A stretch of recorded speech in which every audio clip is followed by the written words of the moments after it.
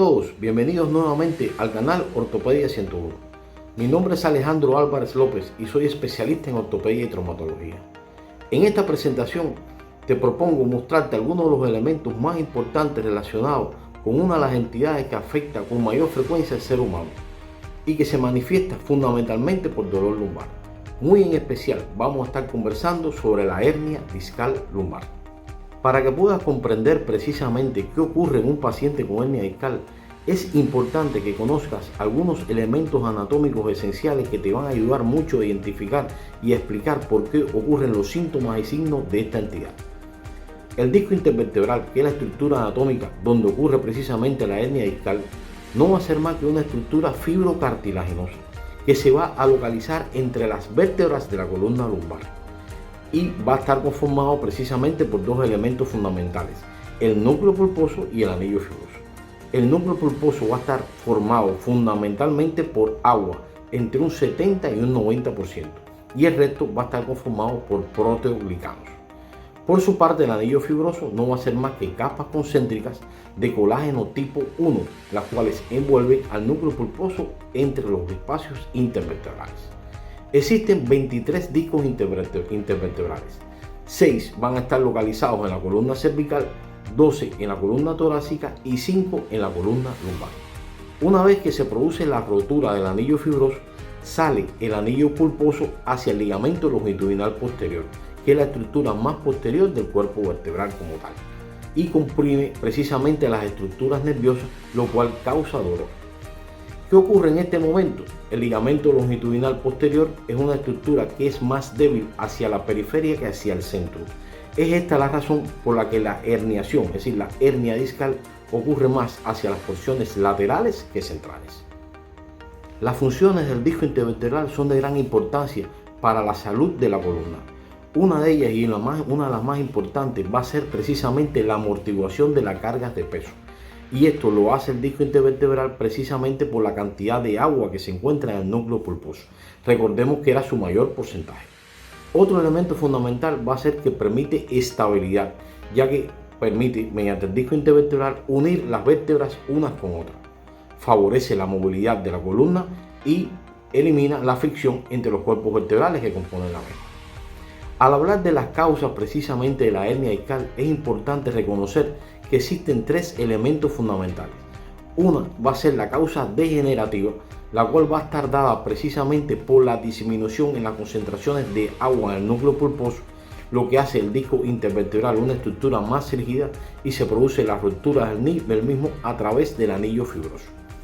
Otro elemento fundamental involucrado en la causa de la hernia discal son los elementos traumáticos. Y un tercer mecanismo que va a ser relacionado con la combinación de elementos degenerativos y traumáticos en pacientes que presentan hernia discal. El principal síntoma que presentan pacientes con hernia discal lumbar es precisamente el dolor lumbar. Tenemos que decir que de forma general un 80% de la población puede presentar en algún momento de su vida dolor lumbar, y muchas de estas veces puede ser provocado por una hernia discal. La hernia discal se puede presentar en el 10% de la población general, pero solo un 5% llega a ser sintomático. Tiene una mayor predilección por el sexo masculino que el femenino, con una razón de 3 a 1, lo que significa que cada 3 hombres, una mujer puede padecer de hernia discal lumbar. Esta afección, la hernia discal lumbar, ocurre fundamentalmente entre la cuarta y quinta década de la vida, y los espacios más afectados entre las vértebras precisamente por la hernia discal van a ser los espacios L5-S1 y L4-L5. Solo en estos dos espacios se concentran el 95% de los casos que presentan hernia discal lumbar. Existen una serie de factores que son de gran importancia conocer en pacientes que presentan hernia discal lumbar. Entre ellos tenemos la obesidad, el sedentarismo, aquellas profesiones que conlleven una carga de peso sostenida en un tiempo prolongado, los pacientes que presentan hábito de fumar. Se ha comprobado en la actualidad mediante la evidencia científica que la nicotina es capaz de reducir el flujo sanguíneo al disco intervertebral y disminuir las concentraciones de proteoglicano. También existen otras situaciones que son factores predisponentes a padecer de hernia discal. Entre ellos tenemos la presencia de artritis, pacientes que están sometidos a un estrés sostenido y también cuando no se realiza una carga de peso de un objeto determinado de una forma correcta. Los pacientes que presentan hernia discal pueden clasificarse de diferentes maneras. Puede ser de acuerdo al disco intervertebral afectado, puede ser entre el espacio L5 S1 y el L4 L5. Esa es una forma de clasificar este tipo de pacientes. Otro elemento fundamental es de acuerdo a la localización, si es central o periférica. Debemos recordar que el ligamento longitudinal posterior es más débil hacia la periferia y es aquí donde ocurre la protrusión del disco intervertebral en las porciones laterales. Y esto puede ocurrir entre un 90 a un 95% de los casos. También la hernia discal puede ser clasificada de acuerdo al tiempo y podemos decir que es aguda en un periodo menor a 6 meses y podemos decir que es crónica cuando pasa este periodo. Además, de acuerdo al nivel de protrusión o salida del disco, pueden ser hernias protruidas, extruidas o secuestradas. Las manifestaciones clínicas de un paciente que presenta hernia discal lumbar van a estar en dependencia de la localización y extensión de la hernia. Sin embargo, existen 4 formas de presentación fundamentales. Está la forma clásica, que es la más frecuente, representando de un 90 a un 95% de los casos. Puede ser a una forma lumbar pura, a una forma ciática, que se caracteriza por dolor en una de las extremidades, y por el síndrome de la caudequina, que este último puede ocurrir en un 5% de los casos y puede ser considerado una complicación. Este síndrome se va a caracterizar por presentar trastornos esfinterianos de la defecación y de la micción, presentar anestesia en silla de montar y la presencia de pie péndulo. Ahora vamos a adentrarnos a hablar sobre la forma clásica de presentación de un paciente con hernia discal lumbar. Se va a caracterizar de un paciente fundamentalmente entre la cuarta y quinta década de la vida que va a acudir a los servicios de urgencia refiriendo dolor en la región lumbar que se irradia hacia una de las extremidades inferiores.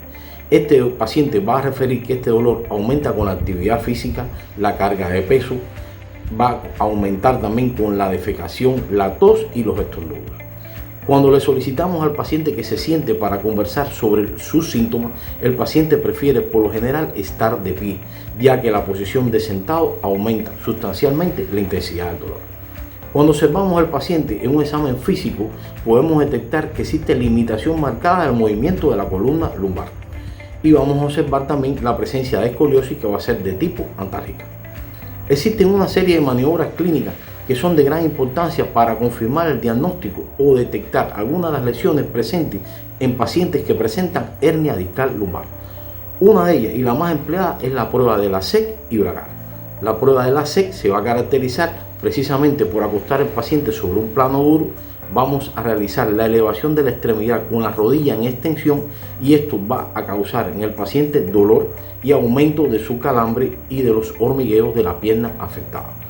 Una vez que hemos detectado que existen estos síntomas mediante la prueba de Lasec, descendemos unos grados la extremidad afectada y realizamos la dorsiflexión del tobillo, que esta es considerada la prueba de Bragar y va a resultar positiva precisamente con los mismos elementos que detectamos en la prueba anterior.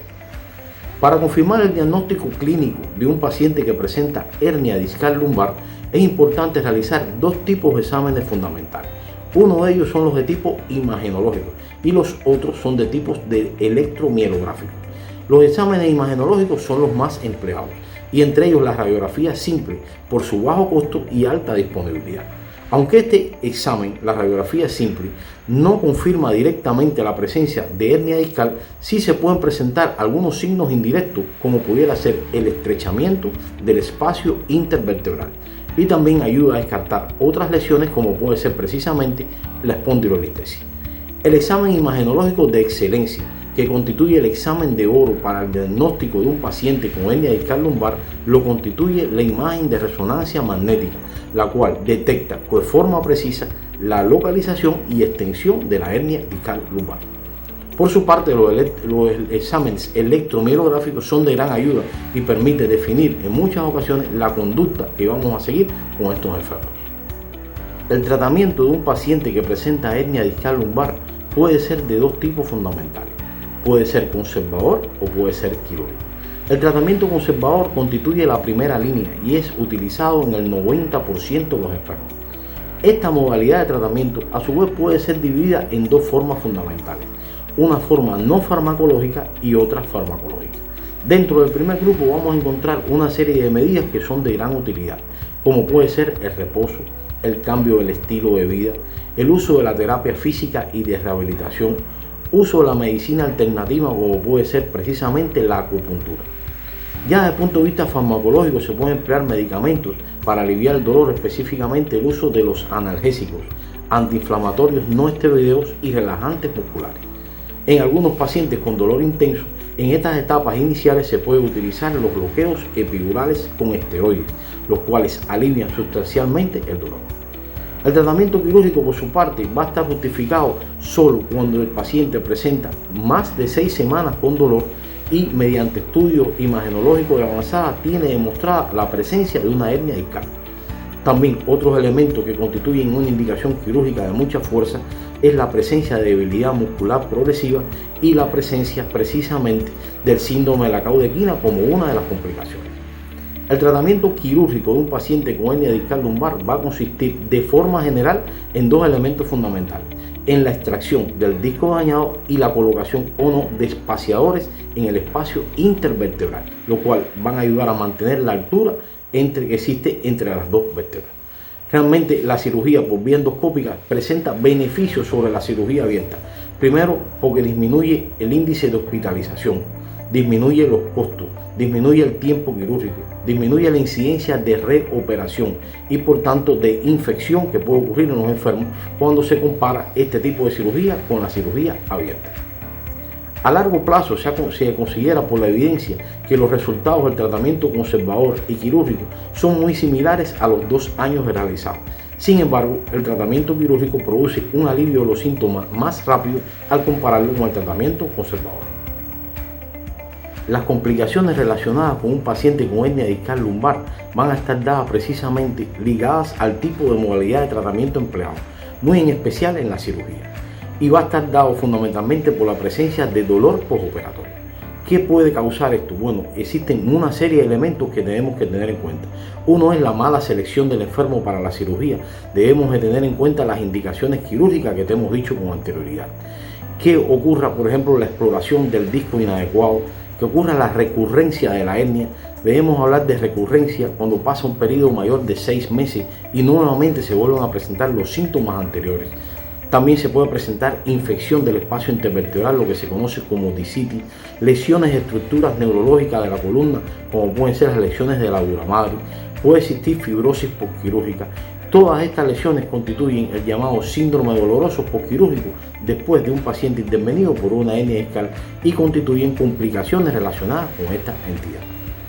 En relación al pronóstico de un paciente con hernia discal, tenemos que decir que todos aquellos enfermos en que son tratados en un periodo menor a 3 meses tienen un 90% de resultados satisfactorios. No así aquellos pacientes que presentan más de 6 meses de dolor lumbar y que presentan obesidad con un índice de masa corporal por encima de 30. Es importante, antes de terminar sobre este tema, brindarte algunos consejos útiles para evitar que presentes una hernia discal y en caso de que la tengas, disminuya la presencia de las crisis. Uno de ellos es evitar el sobrepeso. Trata de mantener un peso adecuado. No realices actividades de vibración que afecten tu columna. Al levantar un objeto tienes que hacerlo de una forma correcta. No girar cuando tienes el objeto cargado, ya que esto puede aumentar de forma sustancial el dolor o puede desencadenarte una hernia discal. Elimina fumar, ya que se ha comprobado que el hábito de fumar tiene un efecto nocivo sobre el disco intervertebral. Usa fajas lumbares en caso que tengas que hacer fuerzas por algún motivo determinado. Trata de realizar ejercicios para fortalecer la musculatura paravertebral, para de esta manera reducir la frecuencia de las crisis. Y trata por todos los medios de mantener un estilo de vida saludable. Espero que este tema sobre hernia discal lumbar te haya resultado de interés. Si te gustan estos temas de ortopedia, por favor suscríbete a nuestro canal, danos like, comenta nuestro contenido con familiares, amigos y colegas. Déjanos tus comentarios y te esperamos en nuevas presentaciones de nuestro canal Ortopedia 101.